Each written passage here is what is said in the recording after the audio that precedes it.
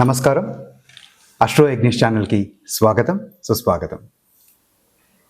అందరికీ శ్రీ విశ్వావసునామ సంవత్సర ఉగాది శుభాకాంక్షలు. ఈరోజు మనం ఈ విశ్వావసునామ సంవత్సరంలో ద్వాదశ రాసుల వాళ్ళకి ఎటువంటి ఫలితాలు ఉంటాయి, గోచార రీత్యా ఎలాంటి ఫలితాలు ఇస్తాయి, ఎలా ఉండబోతోంది సంవత్సరం అని తెలుసుకునేదానికి ప్రయత్నం చేద్దాం. ఇది కేవలం గోచార రీత్యా మాత్రమే మనం ఫలితాలని అంచనాలు వేస్తాము. ఇది కాకుండా వ్యక్తిగత జాతకం చాలా ఇంపార్టెంట్. అది సో ఒక్కొక్క మనిషికి ఎలా ఉంటుంది, వాళ్ళకి ఏ మహాదశ జరుగుతోంది, ఏ అంతర్దశ జరుగుతోంది, ఈ మహాదశ యొక్క లార్డ్ ఎలా ఉన్నారు, ఎటువంటి ఫలితాన్ని ఇవ్వగలరు అనేది మనం ఒక్కొక్క జాతకంలో విశదీకరించుకుంటే అది ఇంకా బాగా తెలుస్తుంది. సో గోచార రీత్యా మాత్రమే చూస్తున్నాం కాబట్టి ఈ సంవత్సరంలో ప్రధానంగా ఎటువంటి గోచార ఫలితాలు ఉంటున్నాయి, అసలు ఏ గోచారం జరుగుతున్నది, సిగ్నిఫికెంట్ ట్రాన్సిట్స్ ఏం జరుగుతున్నాయో మనం 6 భాగాల్లో తెలుసుకుందాం. సో మొదటది చూస్తే ఉగాది రోజునే శని గారు కుంభరాశి నుంచి మీనరాశికి ట్రాన్సిట్ అవుతున్నారు. So that was a major transit. So మీనరాశికి ఆయన వస్తున్నారు కాబట్టి అది ఉగాది రోజే జరుగుతుంది కాబట్టి దట్స్ సిగ్నిఫికెంట్ ట్రాన్సిట్గా మనం ఈరోజు చూస్తాము. దాంతోపాటు అదే మీనరాశిలో ఆల్రెడీ అక్కడ వేరే గ్రహాలు ఉన్నాయి. ఈరోజు అది షడ్గ్రహ కూటమిగా అది వస్తున్నది. 6 గ్రహాలు మీనరాశిలోనే ఉండబోతున్నాయి. అది కూడా ఉగాది రోజే జరుగుతుంది. So that's also one of the significant factors that will decide how ఈ మొత్తం 1 year ఎలా ఉండబోతుంది అని అంచనా వేసే దాంట్లో అది కూడా ఇంపార్టెంట్ ఫ్యాక్టర్ అవుతుంది. ఈ రెండు కాకుండా మే మంత్కి వచ్చేసరికి గురుగ్రహం మళ్ళీ ట్రాన్సిట్ అవుతున్నారు. జనరల్గా మనం ఎప్పుడైనా గోచారం ఎలా ఉంటున్నాయి ఈ సంవత్సరం ఫలితాలు తీసుకునేటప్పుడు మేజర్ ప్లానెటరీ ట్రాన్సిట్స్ ఎలా ఉన్నాయో చూస్తాం. మాసం రోజువారీ ట్రాన్సిట్ అయ్యే లైక్ మూన్ కానీ, మంత్లీ ట్రాన్సిట్ అయ్యే మార్స్ కానీ, వీనస్ కానీ, వీళ్ళది మనం సంవత్సరం మొత్తం ఫలితాల్లో ఎక్కువగా చూడము. కానీ ఈసారి సాటర్న్ ట్రాన్సిట్ జరుగుతోంది, గురుగ్రహం ట్రాన్సిట్ జరుగుతోంది, అదేవిధంగా రాహుకేతు ట్రాన్సిట్ కూడా జరుగుతుంది. సో ఖచ్చితంగా అందరూ మేజర్ ప్లానెట్స్ ట్రాన్సిటరీ ఇంపాక్ట్ ఉంటుంది కాబట్టి ఇది ఖచ్చితంగా ఈ సంవత్సరం చాలా చేంజెస్ అందరికీ ఉండబోతున్నాయి. సో అదేవిధంగా గురు గోచారంతో పాటు అదే టైంలో రాహుకేతువులు కూడా సంచారం జరుగుతోంది. గురుగ్రహం వృషభ రాశి నుంచి మిథున రాశికి వస్తున్నప్పుడు రాహు గారు వచ్చేసి మీనరాశి నుంచి వక్రంలో వెనక్కి వస్తారు కాబట్టి మీనరాశి నుంచి కుంభరాశికిను, కేతు వచ్చేసి కన్యారాశి నుంచి సింహరాశికిను ట్రాన్సిట్ జరుగుతుంది. సో ఈ ట్రాన్సిట్ ఫలితాలు ఎలా ఉండబోతున్నాయి. ఇవి కాకుండా 5వ పాయింట్ ఏంటంటే గురువు ఈ ఇయర్లో జనరల్గా ఆయన ఒక రాశి పూర్తిగా సంచారం చేయడానికి 12 నెలలు తీసుకుంటారు. కానీ ఈ ఇయర్ ఆయన మొత్తం ఈ మిథున రాశిని ట్రాన్సిట్ చేయడానికి ఒక్కసారిగా అతిచారంతో 5 నెలలకే ఆయన మిథున రాశి దాటి కర్కాటక రాశికి వెళ్ళిపోతారు. కర్కాటక రాశి ఆయనకి ఉచ్చ రాశి. సో ఆయన అక్కడికి వెళ్ళిపోయి మళ్ళీ వక్రమై వెనక్కి వచ్చి మళ్ళీ మిథున రాశికి వచ్చి మిగతా సంవత్సర కాలం అంతా ముందుకు వెళ్తారు. సో ఈ మొత్తం ట్రాన్సిట్స్ అన్నిటినీ మనం క్రోడీకరించుకొని ఎలా ఉండబోతోంది, ప్రతి రాశికిను ఈ ఇంపాక్ట్ ఎలా వస్తుంది అని తెలుసుకునే ప్రయత్నం చేద్దాం. ఇప్పుడు మనం చెప్పుకున్న ఈ మేజర్ ప్లానటరీ ట్రాన్సిట్స్, ఈ 6 ట్రాన్సిట్స్తో పాటుగా సంవత్సర ఫలితాలు చూసేటప్పుడు మనం ఇంకొన్ని పాయింట్స్ కూడా కన్సిడరేషన్లో తీసుకుంటాం. మేజర్గా చెప్పాలంటే ఈ సంవత్సరం ప్రతి రాశికి ఆదాయం వ్యయం ఎలా ఉంది, రాజపూజ్యం అవమానం ఎలా ఉంది, దీస్ ఆర్ ఇండికేటివ్ థింగ్స్. ఎలా ఉండబోతోంది అని చెప్పగలుగుతుంది మనకి.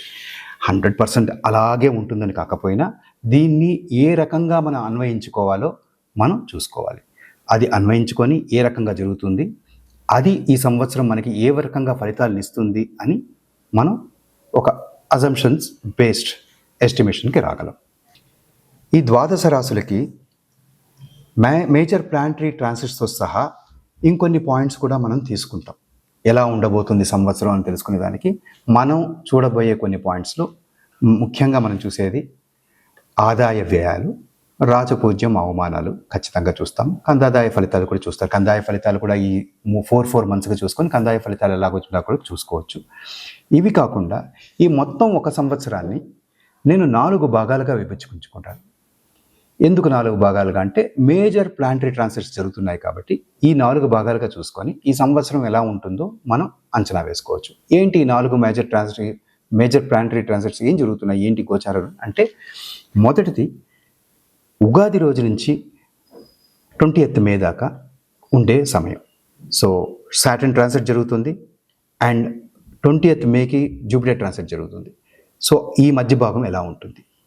జూపిటర్ ట్రాన్సిట్తో పాటుగా రాహుకేతు ట్రాన్సిట్ అదే టైంలో జరుగుతుంది కాబట్టి ఆ గోచర రీత్యా మే నుంచి అక్టోబర్ దాకా ఎలా ఉండబోతుంది.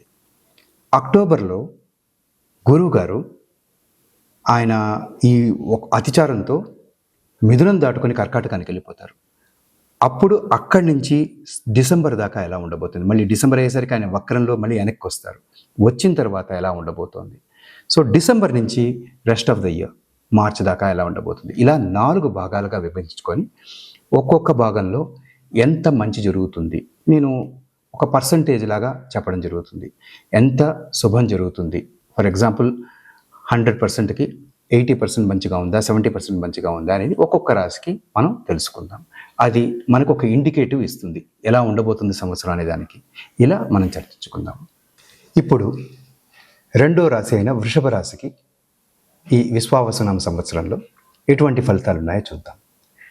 వృషభ రాశికి ఈసారి ఆదాయం 11, వ్యయం 5, రాజపూజ్యం 1, అవమానం 3 పాళ్ళు. సో ఒక అండర్స్టాండింగ్ చూసుకుంటే ఇక్కడ ఖచ్చితంగా ఇన్కమ్ చాలా హై ఉంది, ఖర్చు తక్కువ ఉంది. రాజపూజ్య అవమానాలకు వచ్చేసరికి అవమానం ఎక్కువ ఉంది, రాజపూజ్యం తక్కువగా ఉంది. 1 పాళ్ళకి 3 పాళ్ళు ఉంది. సో ఇది మనకు ఒక ఇండికేషన్ ఇస్తుంది ఎలా ఉండబోతుంది సంవత్సరం అనేది.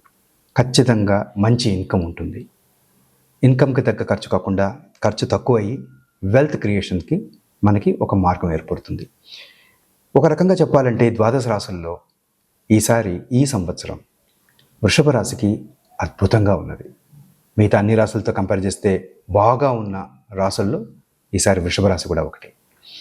ఈసారి జరుగుతున్న షడ్గ్రహ కూటమి కూడా ఈసారి మొత్తం 11వ రాశిలో ఏర్పడుతుంది.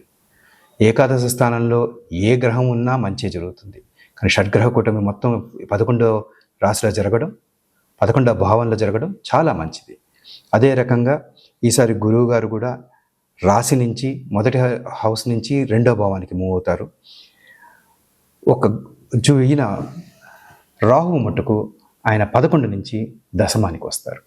సో ఇక్కడ జరుగుతున్న రాహు ఒక్కటే దశమంలో రావడం వల్ల కొన్ని చిన్న చిన్న కెరీర్ రిలేటెడ్ ఇష్యూస్ రావచ్చు.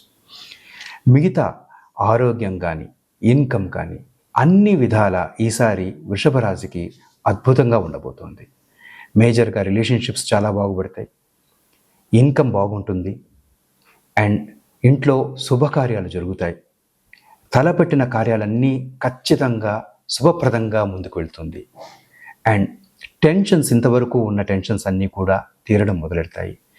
ఈ పనులు జరగవేమో, దీని మీద నాకు పెద్ద హోప్ లేదు ఇంక మీదట అనుకున్నవి కూడా ఈసారి అవుట్ ఆఫ్ టర్న్ ఈసారి వచ్చి అది శుభం జరిగేటట్టుగా ఈసారి జరుగుతుంది అనమాట. ఈ సంవత్సరం చాలా బాగుంటుంది. ఇది వృషభ రాశికి సంబంధించింది. ఈ మొత్తం సంవత్సరం 4 భాగాలుగా మనం వివరించుకుంటే ఏ రకంగా ఉండబోతుంది అని తెలుసుకుంటే, మొదటి 1.5 నెల మార్చ్ మన ఉగాది నుంచి 20 మే దాకా, అంటే జూపిటర్ ట్రాన్సిట్ మొదలయ్యేదాకా దాదాపు యావరేజ్గా ఉండబోతుంది. 45-50% మనకి మంచి శుభకార్యాలు జరుగుతాయి, శుభం జరుగుతుంది.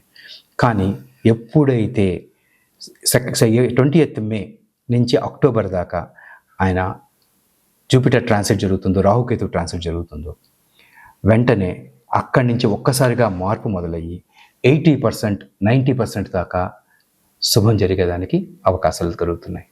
అక్కడి నుంచి ఈ సంవత్సరం మొత్తం నెక్స్ట్ ఇయర్ మార్చి దాకా కూడా అద్భుతంగా ఉండబోతోంది వృషభ రాశి వారికి. శుభం భూయాత్.